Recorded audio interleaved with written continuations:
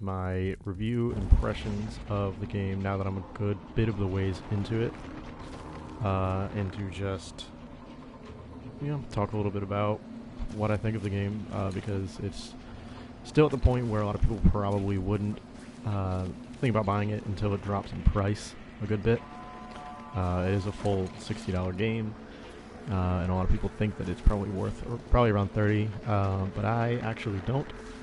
Now that I've gotten to a point where I see the full scope of the game and how it compares to previous Far Cry games, which I think would be a good way to determine whether it's worth your money or not. It definitely feels structurally and mechanically similar to Far Cry 4. Everything that differentiates it is going to be more on a surface level. The way it appears, the setting, obviously. The weapons operate generally the same, but can be used in different ways. For example, the spear. Spear is not really like anything that you encountered in Far Cry 4, which obviously focused mostly on guns. So, aside from that, the focus is also I'm actually going to not do this because it takes a lot to focus on the mission that I'm doing. So the other part of the focus of the game is on the beast taming. So I've tamed a good amount of them.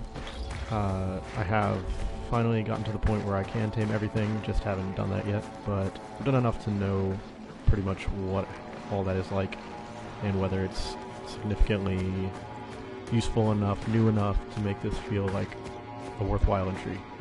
And I'd say, yeah, for sure. The beast taming stuff really makes this one of my favorite Far Cry games ever.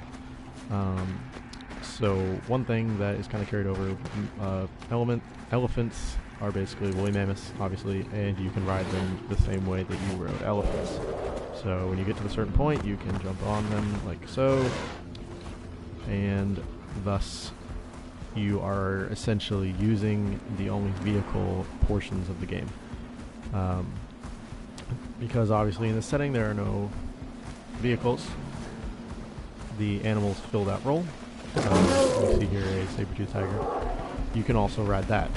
So I can show that here, hop off this. When you level up enough and you have tamed a saber-tooth tiger, all you gotta do is call it in.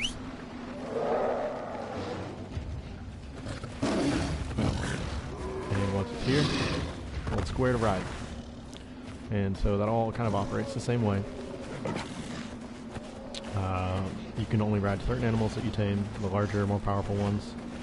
And it controls pretty well when you do it like this. It feels natural. It's almost just like you were driving a motorcycle, I'd say. And so survival is a big aspect of this game as well. Where I am right now is in the frozen north section of the game, and you actually have to monitor your cold level. Now it's moving slowly for me, you can see on the left, because I've crafted winter clothing, but the other way that you manage that is you can set your weapons on fire. So you see here I've set my club on fire, and so my cold meter will slowly refill. And then you can also do this at campfires.